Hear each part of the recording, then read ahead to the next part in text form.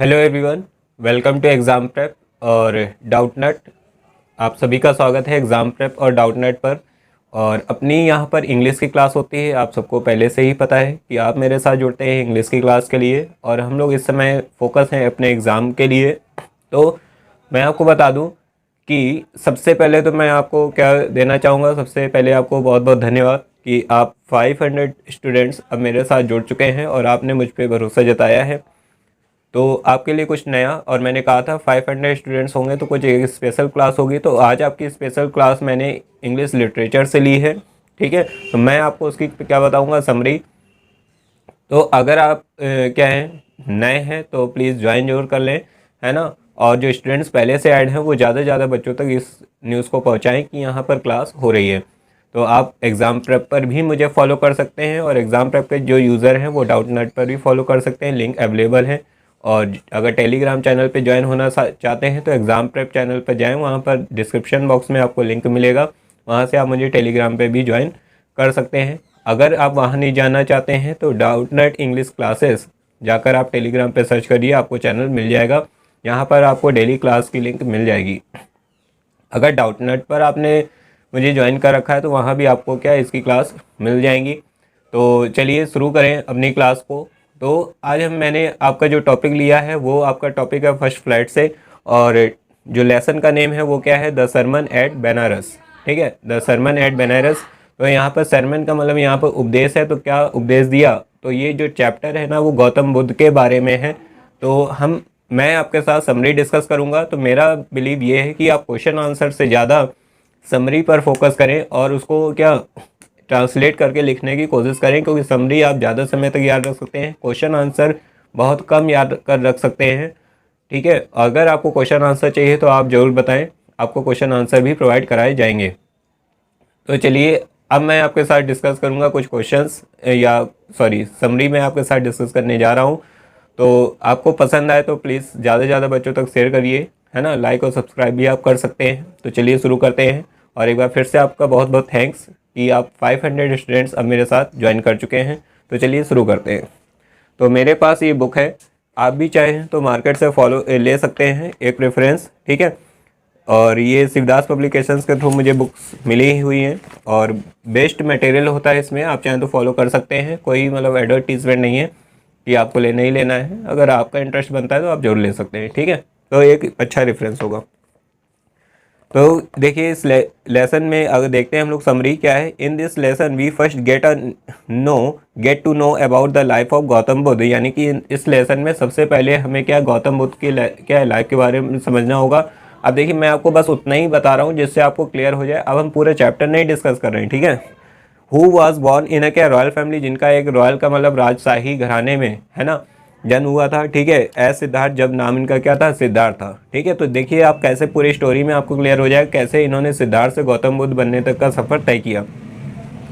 Once he saw and क्या as man, यानी कि जब ये सिद्धार्थ थे तो बहुत काफ़ी समय तक इन्होंने क्या किया, मतलब राजमहल में जीवन व्यतीत किया। फिर क्या है इन्होंने मतलब इनकी मैरिज भी हुई, ठीक है। उसके बाद एक बार ये क्या है बाहर जब निकले महल से, तो क्या हुआ कि once he saw an age man, तो इन्होंने एक एज यानी काफ़ी उम्र दराज व्यक्ति को देखा और उसके बाद अ सिक मैन, एक बीमार व्यक्ति को, और एक फनरल प्रोसेशन का मतलब होता है शवदाह संस्कार या अंतिम संस्कार कह सकते हैं, उसके बारे में देखा, ठीक है। एंड क्या monk begging for arms, arms माने होता है भीख, ठीक है, यानी एक भिक्षु था जो क्या भिक्षा मांग रहा था। ये सारी चीज़ें देखी। These sights moved him a lot and क्या he decided to become a monk, इन सारी चीज़ों से वो बहुत प्रभावित हुए, यानी उन्होंने ये सोचा कि जो सारी फैसिलिटीज़ हैं वो सिर्फ क्या है एक महल तक ही हैं, बाकी जीवन में बहुत क्या है लोगों के पास क्या है दुखों से भरा हुआ है ये संसार, है ना। तो यानी कि क्षणिक सुख से कुछ नहीं होगा। तो इन्होंने ये सब चीज़ें क्या है इनके दिमाग में आई, और फिर इन्होंने क्या किया, उस पैलेस यानी राजघराने से किधर की तरफ आ गए, मॉन्क यानी एक भिक्षु बन गए, है ना, यानी एक जीवन शुरू कर दिया सन्यासी का। और उसके बाद क्या है started moving in search of enlightenment, और क्या है खोज की तरफ निकल पड़े कि यहाँ सत्य क्या है, जीवन क्या है, उस चीज़ पर कह रहे हैं कि ही वॉन्ड्रेड फॉर 7 ईयर्स, और 7 वर्षों तक ये क्या इधर उधर घूमते रहे सत्य की तलाश पे, यानी शांति कैसे मिलेगी। ही स्टार्टेड क्या मेडिटेटिंग अंडर क्या पीपल ट्री, एक क्या है पीपल के वृक्ष के नीचे बैठकर मेडिटेशन यानी ध्यान लगाना शुरू किया इन्होंने। उसी पीपल के वृक्ष को बाद में बोधि वृक्ष के नाम से भी जाना गया, है ना। आफ्टर 7 days, 7 दिन बाद ही got enlightenment and he came to be known as Buddha the awakened, और क्या एनलाइटेनेड, यानी कि 7 दिन जब इन्होंने क्या मेडिटेशन किया तो उसके बाद इनको क्या एनलाइटमेंट हुआ, यानी इनको उस चीज़ की प्राप्ति हुई जिसके लिए क्या निकले थे। और बाद में ये किस नाम से जाने गए, गौतम बुद्ध के नाम से। तो कह रहे he preached his first sermon at Banaras, तो बनारस में इन्होंने पहला अपना उपदेश दिया था, ठीक है। कह रहे हैं once a women came to him requesting to bring her dead son, कह रहे हैं एक बार देखिए स्टोरी क्या है कि एक बार क्या हुआ कि एक लेडी थी जिसका सन क्या हो गया था, डेड हो गया था, लेकिन वो हर घर घर जाकर अपने मतलब बच्चे को बचाने के लिए क्या करती है, मतलब एक तरीके से रिक्वेस्ट करती है। तो लोग सोचने लगते हैं कि ये जो इसका दिमाग है थोड़ा कम हो गया है ना, क्योंकि इसका जो पुत्र है वो क्या है मर चुका है, फिर भी ये क्या है उसे बचाने की कोशिश में लगी है, लेकिन किसी ने उसको ऐसा हेल्प नहीं की। लेकिन एक पर्सन ऐसा मिलता है जो गौतम बुद्ध के बारे में उस लेडी को बताता है कि तुम शायद वहाँ चले जाओ, वहाँ पर आपका क्या है ये प्रॉब्लम सॉल्व हो सकती है, वो पर्सन आपकी प्रॉब्लम सॉल्व कर सकते हैं। तो ये जो लेडी है, ये महिला है, ये कहाँ जाती है, गौतम बुद्ध के पास। तो चलिए आगे चलते हैं। Women came to him requesting to bring her dead son, यानी कि जो वुमेन है वहाँ गई और उसने कहा कि मेरे मरे हुए क्या बेटे को वापस जीवन दे दो, है ना। हर नेम वाज कीसा गौतमी, और जो लेडी थी उसका नाम क्या था, कीसा गौतमी था। She kept running from one place to another so that someone could somehow revive her क्या डेड चाइल्ड, यानी वो इधर से उधर घूम रही थी कि कोई तो ऐसा हो जो उसके बच्चे को क्या कर दे, रिवाइव कर दे। She went from house to house, घर घर जाने लगी, asking if she could get some medicine, कि अगर कुछ दवाएं मिल जाएं that would cure her child, जिससे वो अपने बच्चे को बचा ले, ठीक है। She did not get it, उससे कहीं से कुछ नहीं मिला, because her child was dead, क्योंकि उसका बच्चा जो था वो डेड हो चुका था, है ना। No medicine could have brought him back to life, कोई भी ऐसी दवा नहीं थी जो उसे वापस ला सकती थी, है ना। Finally a person sent her Buddha because he was aware that Buddha क्या वुड श्योरली हेल्प, आखिर में एक व्यक्ति ने उसको कहा कि आप बुद्ध के पास जाओ, है ना, हो सकता है वो आपकी बिल्कुल जरूर से जरूर मदद करें, है ना। तो जब वो वहाँ गई, है ना, when she met a Buddha, यानी जब वो गौतम बुद्ध से मिली, ठीक है, he asked her to get a handful of mustard seeds from a house where no one had lost a child. तो यानी कि भगवान बुद्ध से, यानी ये गौतम बुद्ध से सारी चीज़ें बताई, तो उन्होंने कहा कि ऐसा करो, ऐसे घर में जाओ और वहाँ से एक मुट्ठी क्या मस्टर्ड सीड्स ले आओ, लेकिन शर्त ये है कि उस घर में अभी तक एक भी डेथ ना हुई हो, ऐसा कर लोगे तो क्या है आपका पुत्र जीवित हो जाएगा। तो जो लेडी थी वो बहुत ही होपफुल थी, उसने सोचा शायद ऐसा हो, तो वो क्या है फिर से वापस गई, है ना। अ चाइल्ड हस्बैंड पेरेंट और friend she went from house to house, फिर से वो क्या घर घर जाना शुरू किया, but could not get the mustard seeds, क्यों उसको कहीं भी वो मस्टर्ड सीड्स नहीं मिला, क्योंकि because there was not a single house, क्योंकि एक ऐसा घर नहीं था where no one had died in the family, जिसके परिवार में कोई ना कोई मरा ना हो, ठीक है। कीसा गौतमी अंडरस्टूड, तो कीसा गौतमी वो चीज़ समझ गई कि उन्हें वो क्या समझाना चाहते हैं।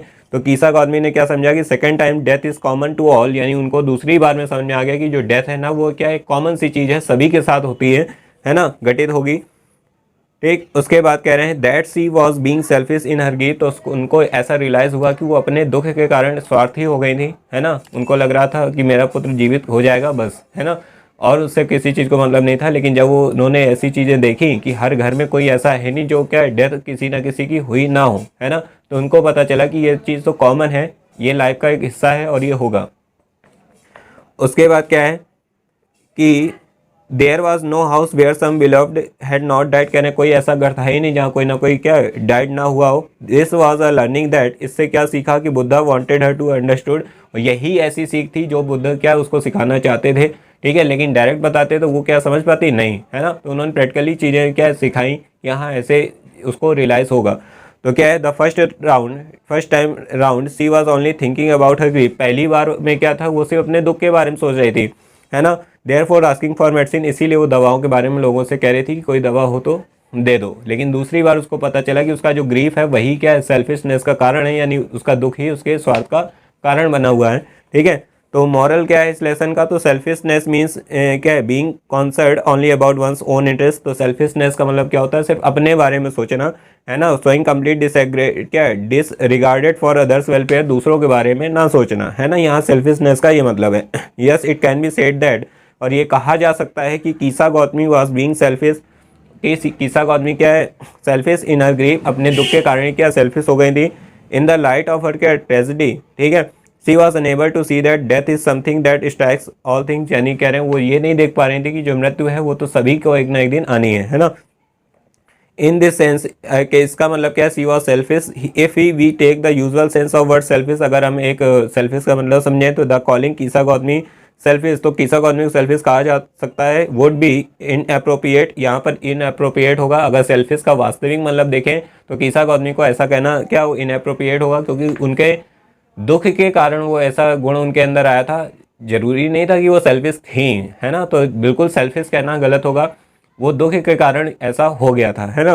ठीक है, because every person become selfish in his or grieve, क्योंकि हर व्यक्ति अपने दुख में क्या हो जाता है, थोड़ा सा सेल्फिश हो जाता है, फिर वो अपने बारे में ही सोचना शुरू कर देता है। ठीक है, तो ये कारण था।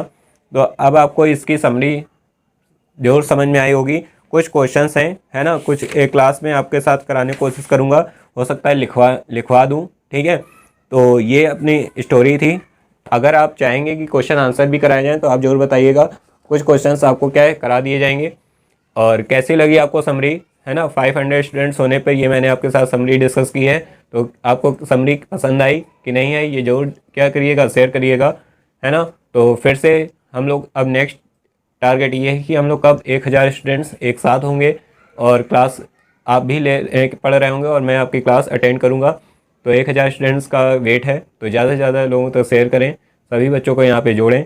और जल्दी ही अपने नए बैच शुरू होंगे डाउटनेट पे ही, और एग्ज़ाम हो जाए एक बार, उसके बाद हम लोग बिल्कुल सीरियल से हर चीज़ करेंगे। एक टाइम टेबल आपके सामने होगा, बताया जाएगा और सारी चीज़ें टाइम से होंगी।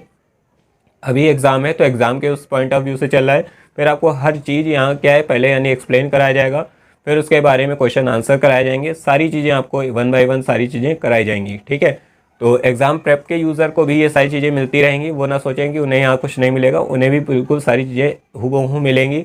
लेकिन वो भी एक बार डाउटनेट पर जरूर आएँ, अदर फैसिलिटीज़ भी हैं, है ना, वहाँ पे आप बहुत कुछ वहाँ से सीख सकते हैं, इसलिए वहाँ जरूर आएँ और वहाँ के यूज़र यहाँ भी फॉलो कर सकते हैं। तो चलिए ऐसे ही पढ़ते रहिए, तो मिलेंगे अपनी नेक्स्ट क्लास में, तब तक के लिए जय हिंद,